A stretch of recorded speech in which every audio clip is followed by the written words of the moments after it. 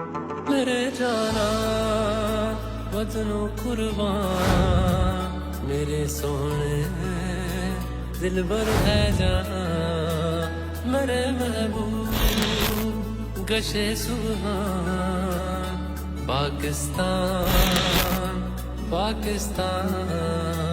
ہے کرتے پیار ہم جس سے ہمیں جس سے محبت ہے اگر پوچھے جہاں ہم سے ہمیں کس سے محبت ہے سبھی کے خون میں شامل ہے یوں قطرہ قطرہ پاکستان سبھی سے پوچھ لو چاہے ہے سب کا شجرہ پاکستان یہ سارے دل کے تگڑے تبھی ہے تگڑا پاکستان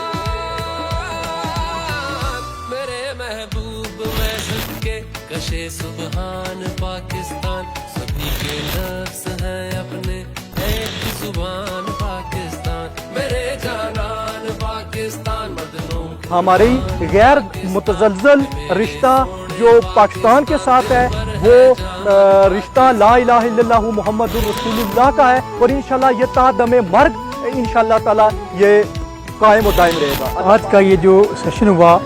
اور کور کمانڈر جو ڈسکشن کی یہاں پر اور جو میسج دیا میں یہ سمجھتا ہوں کہ یہ ہمارے معاشرے کی اصل روح ہمارے معاشرے کی اصل بیس اور دین اسلام کے متعلق جو گفتگو انہوں نے قرآن پاک سے اور تاریخی اوراق سے دی میں سمجھتا ہوں کہ اگر ہم سب لوگ اس بات پر عمل کریں تو ہمارا معاشرہ ایک خوبصورت معاشرہ ایک پرامن معاشرہ اور ایک ترقی یافتہ معاشرہ بن سکتا ہے. کور کمانڈر کالپنی نے جو سیشن دیا اور جو ہمیں باتیں بتائی ہیں دین کے حوالے سے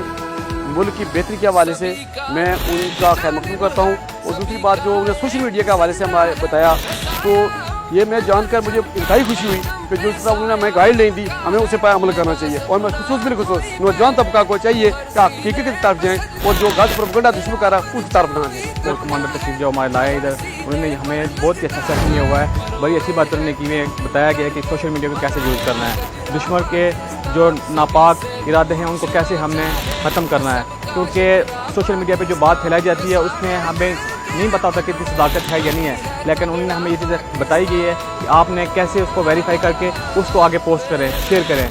جھوٹ پہ مبنی باتوں کو مت پھیلائیں.